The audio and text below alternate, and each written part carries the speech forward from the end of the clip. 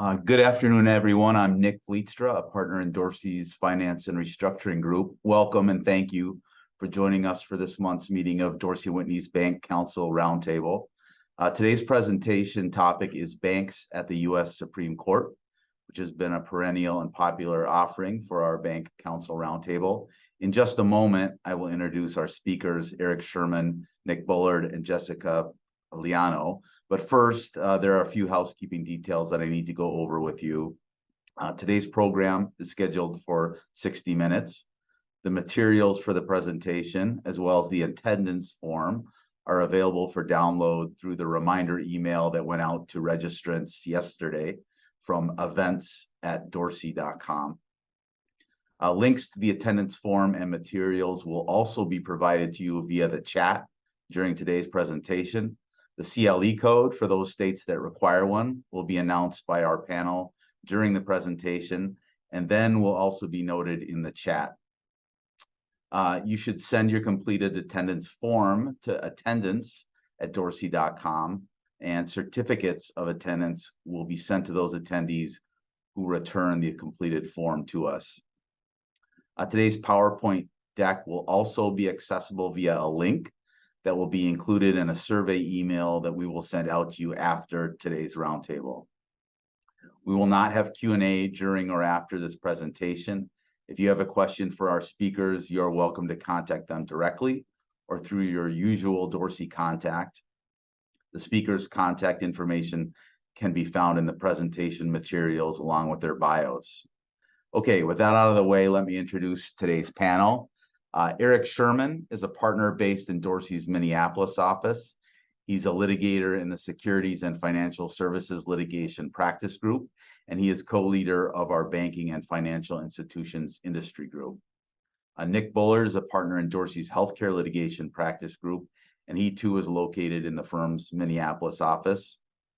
Jessica Leano is an associate in Dorsey's Commercial Litigation Practice and focuses on complex commercial disputes and employment matters. Jessica works in the firm's Southern California office.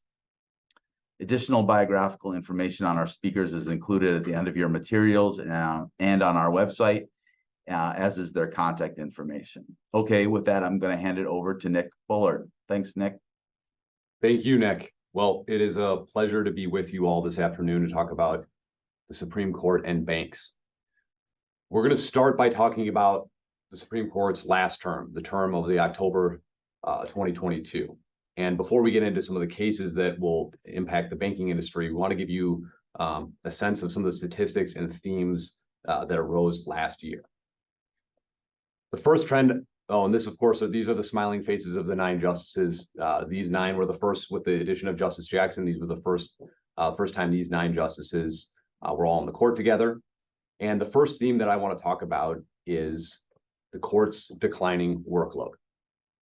Simply put, the court is deciding fewer and fewer cases. This past term, the court heard only 59 argued cases. Now, 50 years ago in the 1970s, the court was deciding 200 cases. And just as recently as the 1990s, the court was hearing 100 cases. So a really steep decline in cases and workload. To drive that home and to give you a reference point, the last time the Supreme Court was regularly hearing less than 60 cases was the Civil War.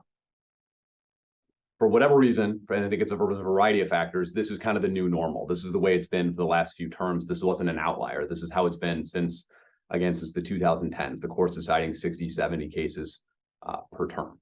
And it looks like that's going to be the way it keeps going into the future. So for this next term, the October 2023 term, the court's only accepted certiorari in 22 cases. So all signs indicate that the court is going to be have a similar workload for this next term. Okay, next thing I want to talk about is unanimity. How often is the court agreeing on things? And to start on that, I want to actually take us back even one term further. I want to go back to 2021. That was the first term that the Supreme Court had 6 Republican appointees and 3 Democrat appointees. So it was that 6-3 court. So in 2021, the court was unanimous only 29% of the time. And I want to stress here that this definition of unanimous is quite broad. It can be unanimous in full, in part, or in the judgment. So only 29% of the cases the court is agreeing and unanimous. That was a low mark for the court. The unanimity rate recently in the recent years has been closer to 40%. So that was a drop in unanimity. And many court commentators thought this is kind of the new normal now with the 6-3 court. And I will note, just as sort of like an editorial aside here, this may be related to the court's caseload, right? The court is taking fewer cases. They tend to be the harder cases.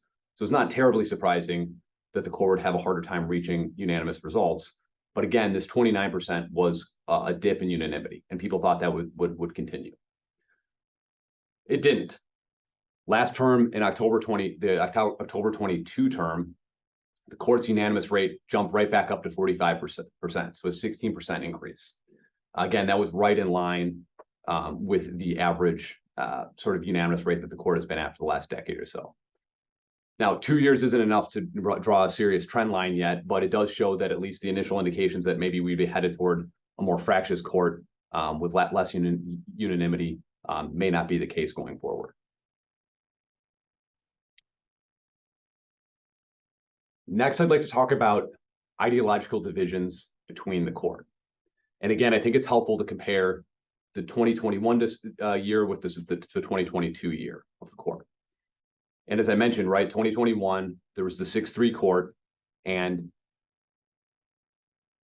in 2021, there were 19 cases where the decision came out 6-3. And of those, 14 were ideologically split. And what I mean by that is all 6 Republican appointed justices voted one way, and the 3 Democrat appointed justices voted the other way. Those numbers may not seem all that impressive by themselves, but when you think about that the court is only deciding 60 cases, well, 19 and 14 of 60s, that's substantial, right? Again, the fear was, or I don't know if it was the fear, but people thought this was the new normal now with the 6-3 court, with those 6 Republican appointees and the 3 Democrat appointees. Again, 2022 showed that that was not necessarily the case. In 2022, we only had 11 6-3 decisions, and of those, only 5 were ideologically split. So again, a major decrease from 14 to 5. And again, when we're talking about the overall volume of 60 cases, a major decrease in ideological splits. So let's talk about some individual justices and what happened last term. The justice that spoke the most argument. This surprised me. The answer is the newest justice, Justice Jackson. Not only did Justice Jackson speak the most argument of any of the justices, she spoke 50% more than the next justice. And she spoke more than any justice has spoken at oral arguments since Justice Breyer in 2004. So almost in 20 years. And to just illustrate an example of this, I actually was listening to this argument. It was a case involving the voting rights case. And Justice Jackson's question took up 4 pages of the transcript. Now, I bring this up just to illustrate that although she's new, she has found her voice. She's confident. She has a perspective. And she's making herself known immediately. And in addition to speaking at oral argument, she also penned 11 separate opinions, 6 of which were dissents. So Justice Jackson is clearly going to have a strong voice on the court going forward. Okay, who are the justices who are most likely to agree? Who are the justices that see the law similarly? Well, first we have the Chief Justice, Justice Roberts and Kavanaugh. They agree 95% of the time. Justices Sotomayor and Kagan also agree 95% of the time. And Justices Jackson and Sotomayor also agree 95% of the time. So these 3 justices are seeing the law similarly. If you're interested, the justices that were least likely to agree are Justices Kagan and Alito from last term. Those pairings shift obviously from term to term. I will tell you, Justices Roberts and Kavanaugh have held this distinction as of agreeing the most for many of the past years since Kavanaugh took his place on the court. So as I mentioned, the court is not deciding a lot of decisions on pure ideologically split, the 6-3. And what that's led to is a lot of interesting coalitions among the justices. So here are just a couple examples. In the Abitron case, which was a trademark case, the majority was made up of 4 Republican appointees and Justice Jackson. And then the concurrence was Justice Roberts and Barrett, joined by Sotomayor and Kagan. So there's that ideological division between the justices, split between the majority and the concurrence. In the Andy Warhol case, which was a copyright case, Justice Roberts and Kagan joined together for a dissent. And in the Counterman versus Colorado case, this was a First Amendment case, Justices Sotomayor and Gorsuch, who tend to see the world pretty differently in terms of legal issues, they joined together for concurrence. And I want to be clear, these are just 3 examples I picked. I could have picked many, many others. There were many instances of the justices crossing the sort of 6-3 division and joining and mixing and matching. On a similar note, who is the justice who was most likely to split from fellow Democratic appointees? Perhaps the answer won't surprise you based on what I said earlier. It's Justice Jackson. So here are a couple examples where Justice Jackson split from Justices Sotomayor and Kagan last term. In Polselli versus the IRS, as she joined a concurrence with Justice Gorsuch. In National Pork Producers, a very significant Dormant Commerce Clause case, she joined a dissent with 3 Republican appointees. And in an immigration case, she actually formed the majority with 5 Republican appointees. Once again, Justice Jackson has her own perspective. She's not afraid to buck ways with the other Democrat appointed justices. And perhaps this again won't come as a surprise based on what I've said, but Justice Jackson's also the Democrat appointee who's most often in the majority. She was in the majority more than Justices Kagan and Sotomayor. And on that point of who's most often in the majority, we have the Chief Justice in the majority 96% of the time, followed very closely by Justice Roberts in the majority 95% of the time. So if you want a quick way to figure out the way a case came out, when a new case comes out, check out where Chief Justice Roberts and Justice Kavanaugh voted, and 96% of the time, that's going to give you the answer. Wherever those gentlemen are voting is where the court's coming out. The honor of the most dissents goes to Justice Thomas, who authored 11 dissents, followed in second place by, once again, Justice Jackson with 6 dissents. Okay, so what are my takeaways in terms of the statistics and the themes and the trends from last year? As I mentioned, the court is deciding fewer and fewer cases. There's just no getting around that. The court's becoming pickier and pickier about which cases it wants to take up for review. I don't see that changing for this coming term. As I mentioned, there's only been 22 cases that have been granted for review. All signs indicate the court is going to keep its workload pretty low. Second, the court's come back to the average in terms of unanimity, and there's been a lot of interesting cross-ideological coalitions. This is, I think what we're seeing is in cases other than the hot button sort of abortion, Second Amendment cases, the justices are showing a lot of willingness to cross ideological boundaries and form some interesting coalitions, which I think makes it more interesting for advocates before the Supreme Court and trying to figure out how to get to 5 justices and get to a win. And Justices Roberts and Kavanaugh remain the swing justices. They remain the center of the court. As I mentioned, where they vote is more often than not the best indicator of how the court is going to rule in a particular case. And we have a clear conservative majority. That obviously hasn't changed. We still have the 6-3 court. And I know some of my material has maybe minimized or shown how the 6-3 isn't the be all end all, but the reality is we still do have the 6 Republican appointees and the 3 Democrat appointees, and that is shaping the court's decisions. With that, we are going to turn to do a deeper dive into some of the cases the court decided last term, and I'm going to hand it off to Eric. Thank you, Nick, and welcome everybody. You know, litigation is a concern for every industry, and there have been a number of significant personal jurisdiction cases to come out of the court over the last decade. Another one dropped at the end of the court's last term with the issuance of Mallory versus Norfolk Southern Railway Company. The question this time around was this: can a state, by requiring a foreign corporation to register to do business in the state, extract consent to general jurisdiction over the foreign corporation in that state's courts? And by general jurisdiction, we mean, of course, jurisdiction over all claims regardless whether those claims have any connection to the corporation's contacts with the forum state. Now, Mallory is a case brought under FILA. Mr. Mallory lives in Virginia and works for a Virginia Railroad Corporation based in Virginia. He does his work in Virginia and Ohio, and that's where he says he was exposed to carcinogens on the job. But when he sues Norfolk Southern, he files in Pennsylvania, and the railroad moves to dismiss for want of personal jurisdiction. The court grants its motion, and 2 levels of the Pennsylvania appeals courts affirm that dismissal.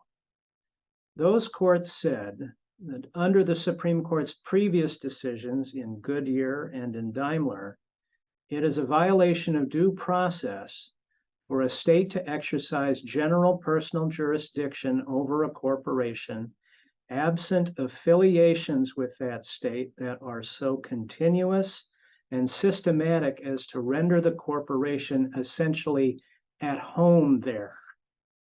And so it's worth going back to remember what the court did in Goodyear and Daimler. Back in 2011, Goodyear did away with general jurisdiction based on a stream of commerce theory.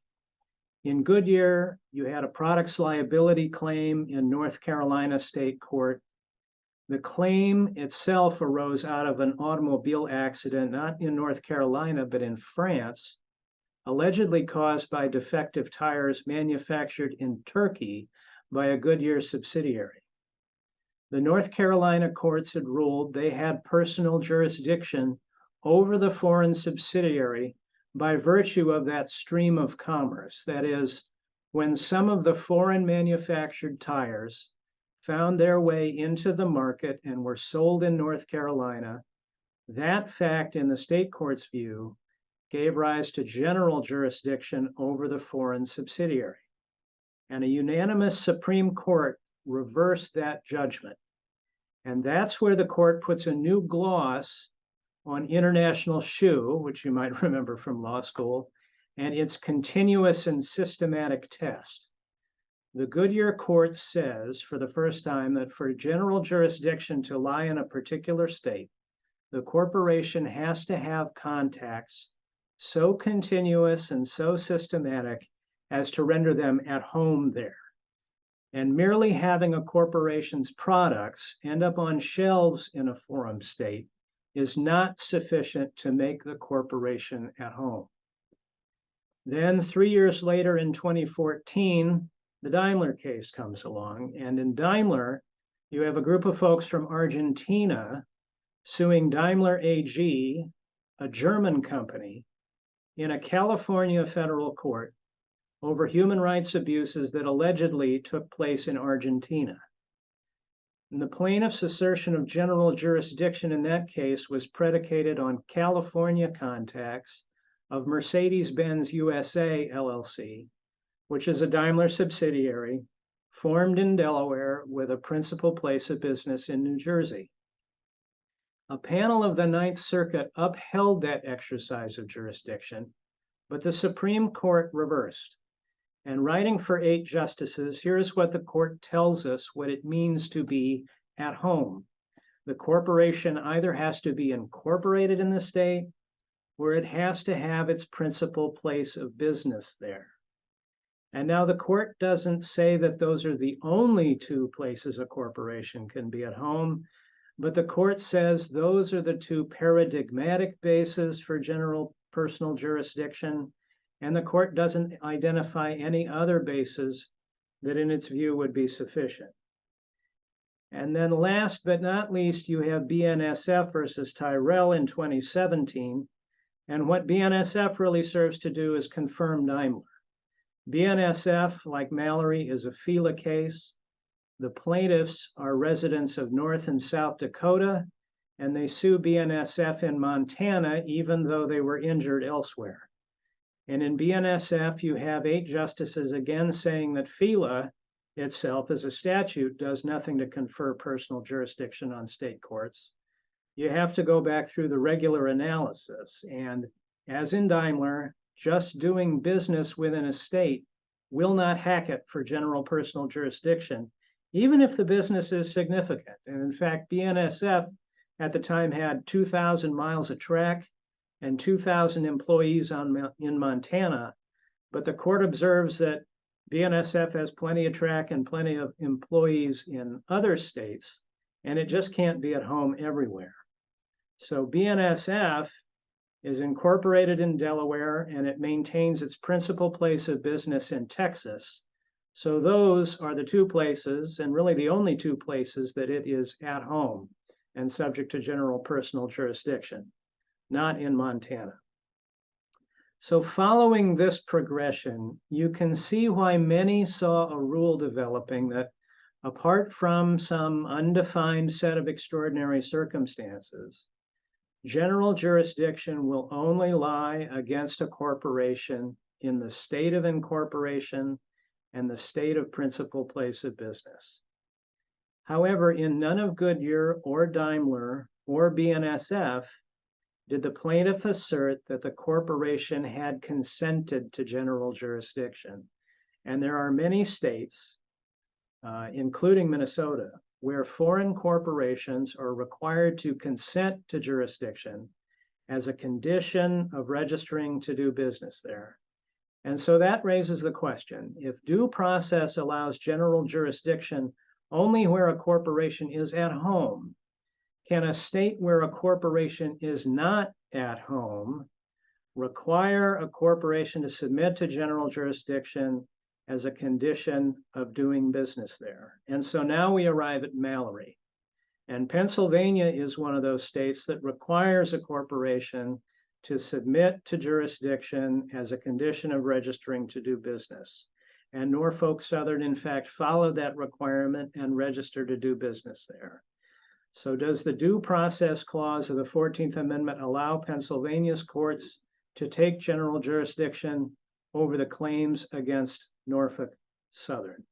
And this is a question that fractures the court and yields 4 opinions by coalitions that span the presumed political and ideological divide, as Nick had mentioned. A bare majority of 5 justices, and that's going to be Justices Gorsuch, Thomas, Alito, Sotomayor, and Jackson, agree on 2 things. They agree on the facts, they agree on what happened, and they agree that the outcome of the case is actually controlled by a 1917 decision called Pennsylvania Fire Insurance Company of Philadelphia versus Gold Issue Mining and Milling Company. And in Pennsylvania Fire, the court had held that there was jurisdiction in a Missouri state court over a Pennsylvania insurance company for a loss that occurred in neither of those 2 states, but in Colorado. And why was that? Because the insurance company wrote policies in Missouri, it was registered to do business in Missouri, and Missouri law had required it to appoint an agent in Missouri for service of process in any suit. And in Pennsylvania Fire, the court held the due process clause was no impediment to Missouri requiring that appointment of an agent as a condition of being able to do business in the state. And that's where the majority decision ends. Only 4 justices, Gorsuch, Thomas, Alito, I'm sorry, I got 5 names here, but there were 4 justices who would commit to reaffirming Pennsylvania Fire as correctly decided. And their reasoning was this. They say that international shoe and its requirement of continuous and systematic contacts has no application when a corporation has consented to jurisdiction. Personal jurisdiction, they say, is just that. It's a defense, it's personal to the defendant, and it's one that can freely be given up. And Justice Jackson elaborates on that point in a separate opinion. But the 4 justices say that what international shoe really did was to create a new way of establishing personal jurisdiction over a corporation that did not consent to be sued in the forum. And thus, international shoe and its progeny have nothing to do with a corporation that consents. Now, notably, the 4-justice plurality apparently did not see any kind of a coercion problem in Pennsylvania's law. That is, the law extracted Norfolk Southern's consent as a condition of doing business. What the justices focus on instead is that the exercise of jurisdiction is fair because of the railroad's extensive operations in Pennsylvania. And the opinion even includes a graphic, some marketing materials in which Norfolk Southern brags about the extent of its business and the infrastructure that it's built in Pennsylvania. All of which leaves one to wonder a little bit how these four justices would regard the case if it involved a business with, say, a single office or a single sales representative in the state. Next, we have Justice Alito, and he writes separately. And while he finds no due process problem with Pennsylvania's law as applied to Norfolk Southern, he does see a looming dormant Commerce Clause problem. Now, remember that the Commerce Clause entrusts regulation of interstate commerce to the federal government, but also has a negative component that prohibits the states from enacting laws that discriminate against other states or otherwise unduly restrict interstate commerce.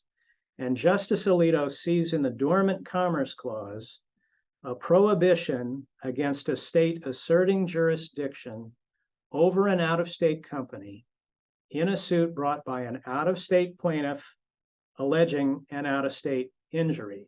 And especially important to Alito is the lack of any local interest that could justify burdening the out-of-state defendant when both the claim and the plaintiff have nothing to do with the forum state. Now, four justices, Barrett, Chief Justice Roberts, Justice Kagan, and Justice Kavanaugh dissent.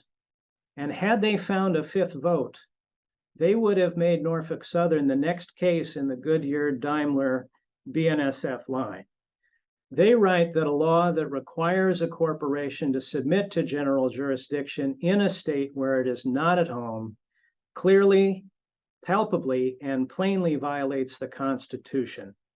And unlike the other plurality, they do very much see coercion in Pennsylvania's law, calling it, quote, compelled submission to general jurisdiction by legislative command, end quote. The justices also see the same federalism problem that Justice Alito sees, only they couch it in terms of due process. And they say that a forum state intrudes on other states when it assumes the authority to adjudicate controversies that have no clear connection to the forum state. So in the end, Mallory bends the arc of Goodyear and Daimler back towards the interests of plaintiffs, at least for the time being. Eric, if you'll humor a question, I'd be curious on your analysis on how Mallory applies specifically to banks and what banks should be thinking about in terms of what Mallory has changed. Yeah, well, I think the answer is it depends. I mean, you know, if you're a national bank, you might not be registered. In fact, the Minnesota statute for foreign corporation registration actually defines out of foreign corporations entities which derive their authority to do business from the Constitution or laws or statutes of the United States. It may not have an impact for those folks, but then there are probably related non-bank entities who do have to register. You have state banks and their non-bank entities that may have to register. And, you know, if you've got a lot of business in the state, it's not going to matter. But if you're a small institution and you only have maybe one office, one representative in a state, you know, or it may have an impact and cause you to think about your registrations. And then you also, you know, want to probably review the registrations you have and make sure that, you know, they're all still necessary and ought to be continued or not.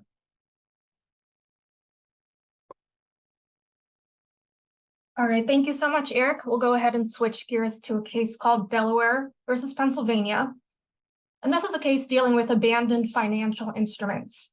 Now, states have the power to escheat or take custody of abandoned property. And escheatment may be fairly straightforward when the abandoned property is tangible, but escheatment of intangible property is a little more complicated. So the question before the court in Delaware was when financial products are abandoned, where do they escheat? In other words, which state gets the money? So at the center of this dispute is MoneyGram, which is a money transferring company that creates and markets prepaid financial products. And MoneyGram is the second largest money transfer company in the world. Other entities like banks and retail locations will sell the financial products on behalf of MoneyGram. Now, this case, Delaware, deals with a category of MoneyGram's products, which are called official checks.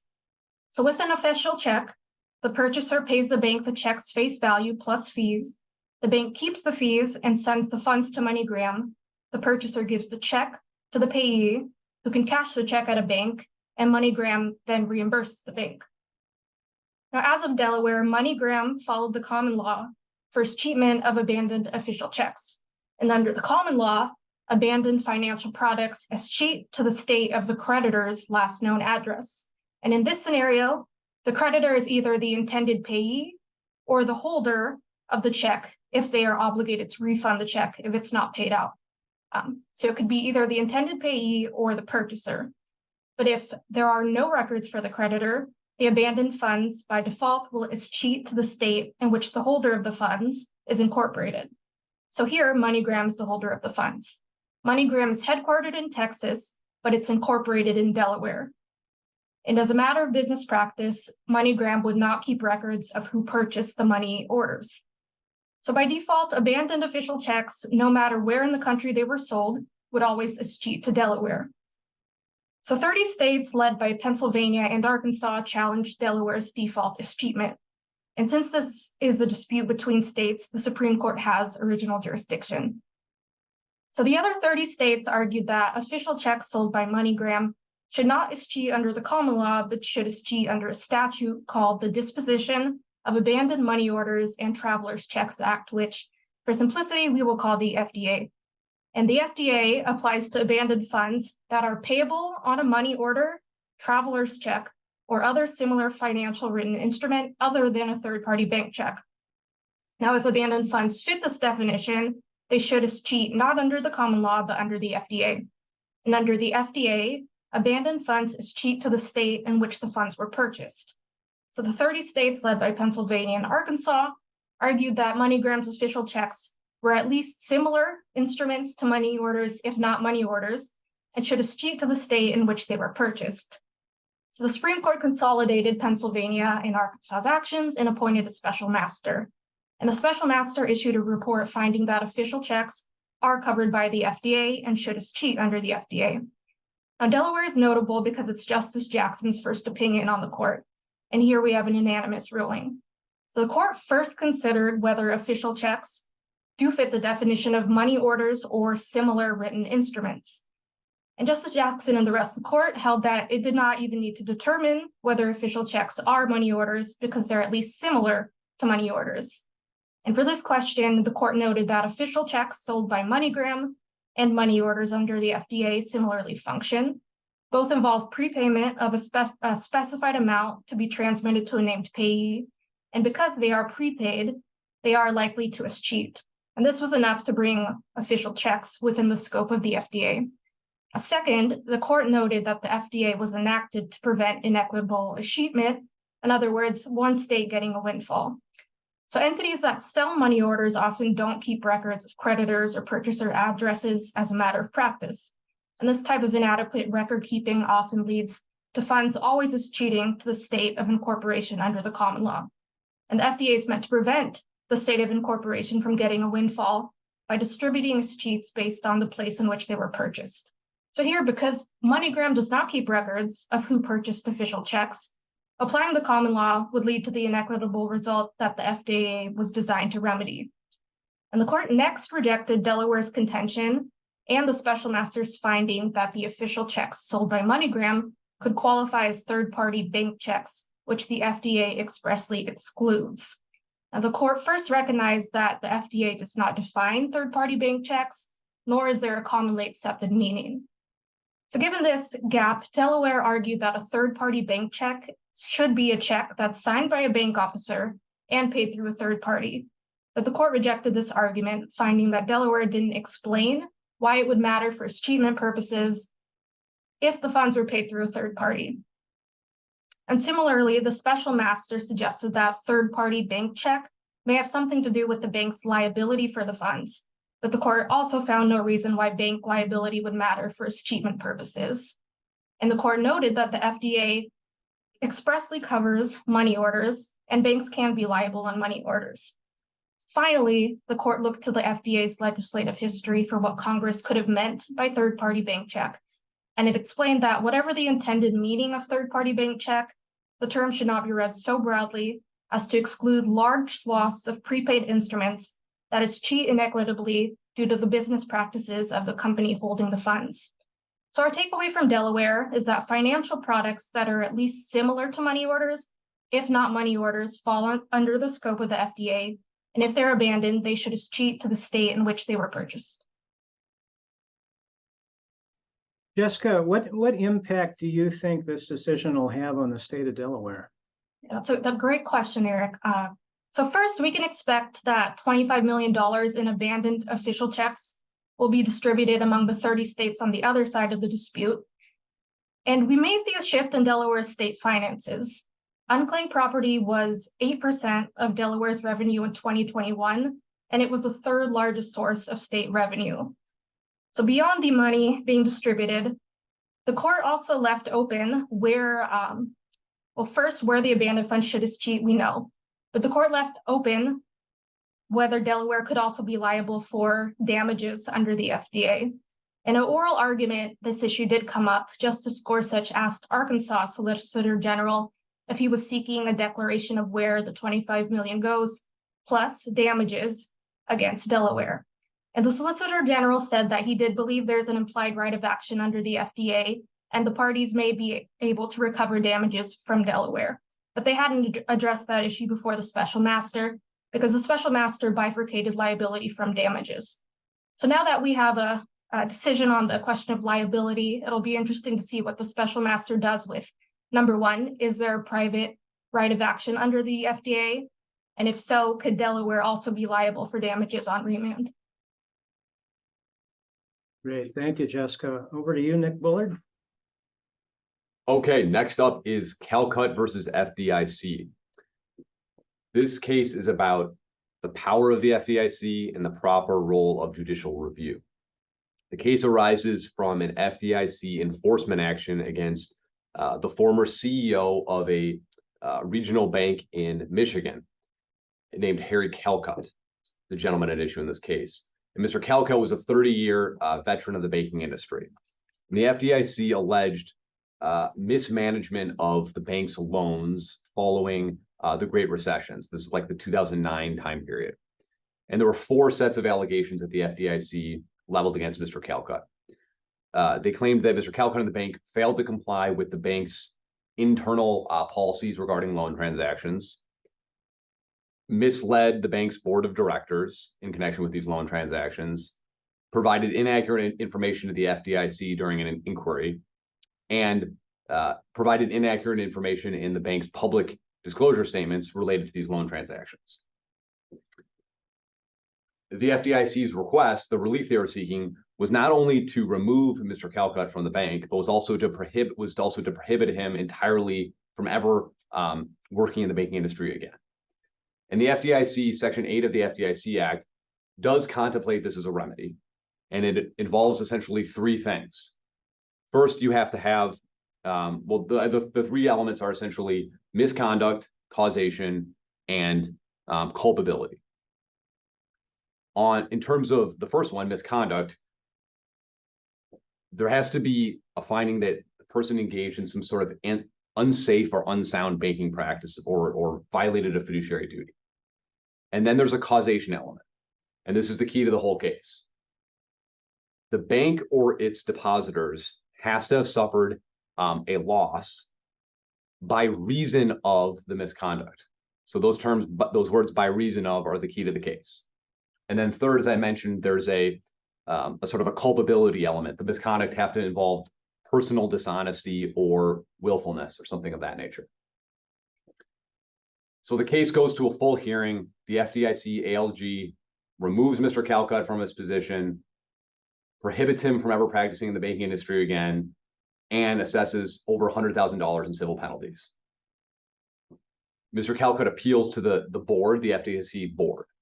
And there's several issues, but the one I'm going to focus on is the issue of causation. The board, of course, recognizes, as I mentioned, that there has to be a finding that Mr. Calcutt's conduct, the bank or its creditors lost something by reason of Mr. Calcutt's misconduct. And the bank says, or the board says, that doesn't require proximate causation. The FDIC does not have to show proximate cause here. What's required is some lesser showing of perhaps a causal nexus or something of that nature. The board is a little bit vague in what is required, but it's clear proximate cause is not required. So the board affirms the ALJ's decision to remove Mr. Calcutt from the banking industry. The case then goes up to the Sixth Circuit, and the Sixth Circuit says there was legal error. Proximate cause is required. The Supreme Court has said repeatedly that when Congress uses that language by reason of in a statute, it means proximate cause. There's a string of cases of the Supreme Court interpreting other statutes with that same language by reason of and saying that means proximate cause. What is more, the Sixth Circuit agreed there's evidence here that Mr. Calcutt's misconduct was not the proximate cause of some of the bank's loss. The bank was going to lose money no matter what Mr. Calcutt did on some of these transactions, and as were the depositors. But the Sixth Circuit didn't remand the case. They didn't go say, FDIC, go try again under the correct standard. The Sixth Circuit said there was substantial evidence to support what the FDIC did under the now corrected proper legal causation standard. Mr. Calcutt then seeks review by the Supreme Court, and the Supreme Court grants cert and reverses in an unsigned per curiam decision. The Supreme Court assumes that the Sixth Circuit is correct, that there was legal error, that there is proximate cause, and says, hey, everyone, as a reminder, there's a rule here. When an agency gets the law wrong, the default strong presumptive rule is you have to send it back to the agency to apply the correct legal standard to the facts. You don't get to skip that process. The Supreme Court recognized there is an exception to this, but it's a very narrow exception, and it has to be basically where if it is so clear what the result is going to be on remand, if it's a foregone conclusion, okay, you don't have to remand to the agency. But in the vast majority of cases, when you're going to correct a legal error on the agency, you have to send it back for the agency to make the determination in the first place.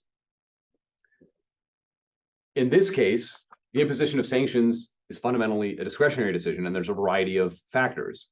So the Supreme Court said, hey, neither us nor the Sixth Circuit could possibly say it's a foregone conclusion what's going to happen on remand to the FDIC. The FDIC has to go back and do this again. I was curious in preparing for this presentation, so I went and looked to see what had happened since the Supreme Court's per curiam decision.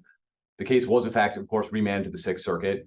The Sixth Circuit acknowledged its error and remanded the case back to the FDIC. As far as I could tell, the FDIC hasn't made a decision about Mr.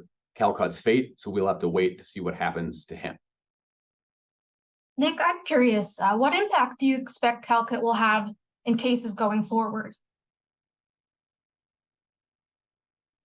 I think there's two. The first is obvious, which is it's now more difficult for the FDIC to remove someone from the banking industry, right, or to sanction someone. There's now, at least in the Sixth Circuit, now there's this proximate cause standard. So it's at least marginally more difficult for the FDIC to take these to enforce these sanctions. Is that the hardest burden for the FDIC to get over? No, of course not. But it is now a little bit difficult for the FDIC to issue these sanctions. I think the big consequence of this case, though, is still percolating and still hidden. So Mr. Calcutt below made a number of arguments. He didn't just make this causation argument. He made a number of constitutional arguments. He argued that the FDIC's in-house courts, their ALJs, are unconstitutional because they are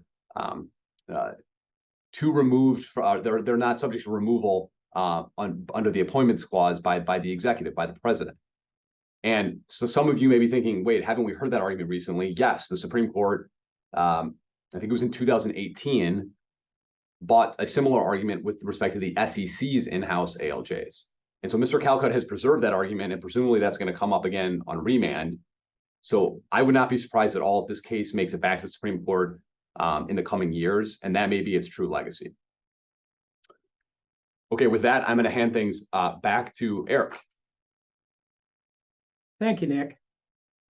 Bittner versus United States is a case about the Bank Secrecy Act and specifically its requirements around record keeping and reporting for foreign financial accounts. Now, Bittner is not a constitutional case. It's all about statutory interpretation. And consequently, again, it's another case that produces a split among the justices that does not track neatly along what most think to be the prevailing political and ideological lines.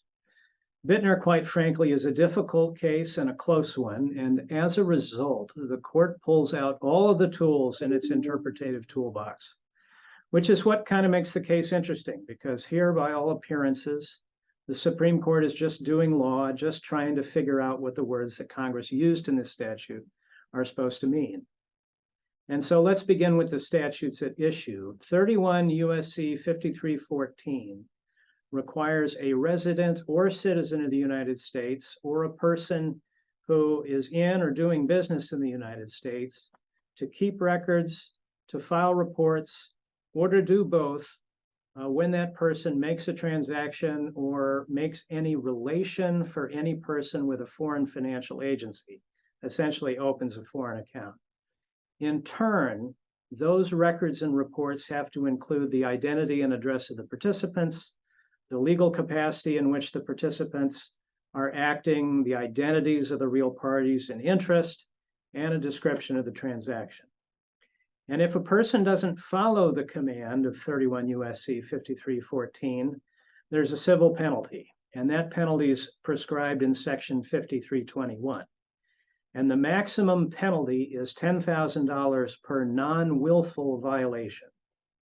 Now, the other thing that becomes important is how the Treasury Department has implemented this statute by regulation. Because at this point, the statute says that we have to keep records, or we have to file reports, or we have to do both, but the statute doesn't tell us how to do that. And so now the regulations come into play and we encounter the F-bar. The F-bar is the form that enables us to comply with the statutory command.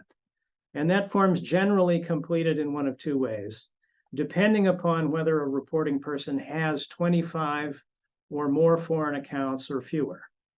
If the person has 24 or fewer accounts, they have a lot of information to divulge: institution, address, balance, et cetera, et cetera.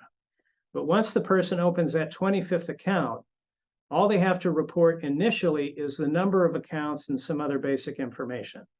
So perhaps the lesson of Bittner is that if you're going to open foreign bank accounts, open a lot of them or don't open any at all. If you have 24 accounts, you have quite a bit of paperwork. If you have 25, you have comparatively little, at least initially. The downside to having 25 or more accounts is that if the Treasury Department follows up with you and asks, then you have to go back and give all the detailed information concerning each account. So now we come to Mr. Bittner and his situation, and his personal story is one that kind of tracks the end of the Cold War. He's born and raised in Romania, and he comes to the United States at a tender age in 1982. He grows up, he works in the US as a dishwasher and plumber. And then in 1989, Ceausescu gets overthrown, and he actually goes back to Romania the next year. And at this point, Bittner launches what the majority calls a successful business career. And the data back that up pretty well, because this former dishwasher and plumber now amasses as much as $16 million across as many as 272 foreign accounts, not just in Romania, but also in Switzerland and in Liechtenstein. And now, while Mr. Bittner is living in Romania, he neglects to file his F-bars. And returning to the United States in 2011, he realizes his mistake. He finds an accountant to help him file the reports, one for each of the 5 years between 2007 and 2011. But unfortunately for Mr. Bittner, the reports are incorrect and they only disclose one account, leaving 25 or more other accounts undisclosed. So when the government informed him of the deficiency, he gets himself a new accountant who helps him correct the forms. And filling out these forms the second time, Bittner could have just checked the box that I mentioned earlier to show that he had 25 or more accounts to report. But Bittner's new accountant doesn't do that.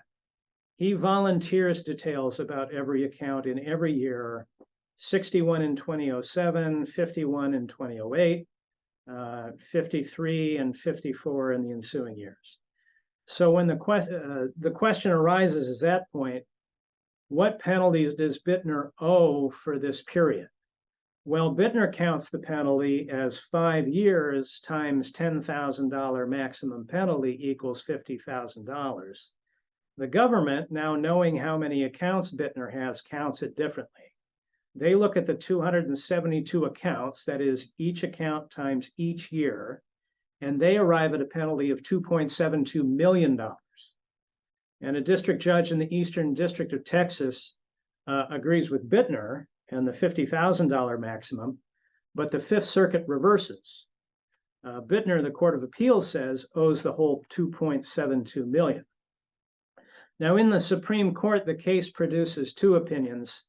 Justice Gorsuch writes for a bare majority, joined by Chief Justice Roberts and Justices Alito, Kavanaugh, and also Justice Jackson.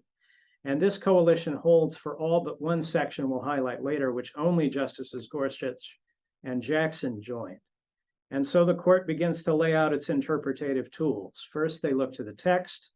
Section 5314, the majority notes, talks about records and filing reports, but doesn't talk about accounts. The word never appears, in fact. And to the majority's mind, the language is centered on filing reports, an obligation that's like an on-off switch. No matter how many accounts you have, either you filed a report or you didn't file a report. And then the majority turns to the penalty language in section 5321, and it too does not mention accounts. It talks about imposing a civil penalty for a violation, and the majority ties a violation back to the failure to file the report as required by section 5314. So it concludes, each report is a violation, regardless of the number of accounts that were to go on the report. Next, the majority compares the non-willful penalty language to the willful penalty language. It notes that the willful penalty is $100,000 or half the balance in the account.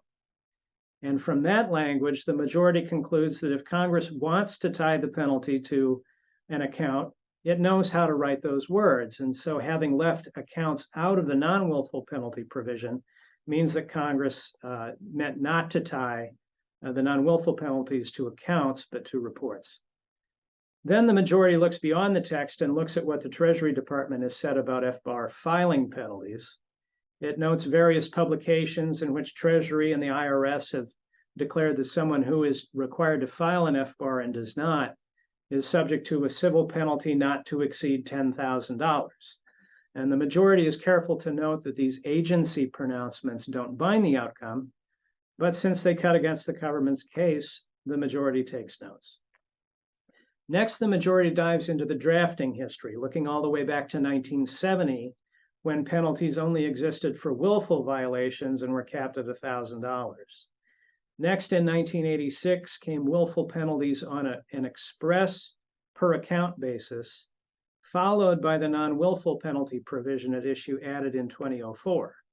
And the court looks at the per account language that Congress used in 1986 and once again concludes that if Congress wants to tie penalties to an account basis, it knows how to use that language. The majority also finds confirmation of a report-based duty in the Treasury Department's implementing regulations, particularly that abbreviated check-the-box reporting requirement for filers with 25 or more accounts. And then it does, some back-of-the-envelope calculations. It notes that a filer who makes a non-willful mistake concerning a single account with a $10 million balance would face a single $10,000 penalty, while a filer with a dozen accounts with an aggregate balance of just $10,001 would face a $120,000 penalty. And it notes that when non-willful penalties are applied per account, It's easy for a non-willful violator with modest balances spread across a greater number of accounts to pay a greater penalty than a much wealthier willful violator would under the statute. Finally, indicating just how close a case this was, Justices Gorsuch and Jackson go off on their own to advocate for application of the rule of lenity, which is a phrase, I don't think I've heard since the first year of law school. And the rule of lenity is an interpretative rule of last resort. It embodies the principle that when a criminal statute or a penal statute is very seriously ambiguous and multiple potential meanings can't be reconciled in any other way, it ought to be interpreted in the defendant's favor. Granted, only 2 justices concluded that the statute was in that bad a shape, but it nevertheless gives you an idea of how much the court must have struggled over the problem. So the result of Bittner is really that Congress will have to come back and speak more clearly if it wants non-willful violators of the reporting requirement to be held accountable on a per account basis. Thanks so much, Eric. We're going to go ahead and move on to our next case, switching gears. And this is a case called Turkey Hulk Benghazi AS versus the United States. And this is a case dealing with the bounds of sovereign immunity in criminal proceedings brought by the United States against a foreign state or its instrumentality. And in this case, the court answered 2 questions. The first is whether the General Federal Criminal Jurisdictional Statute, which is 18 U.S.C. Section 3231, gives federal district courts jurisdiction over criminal prosecutions of foreign states and their instrumentalities.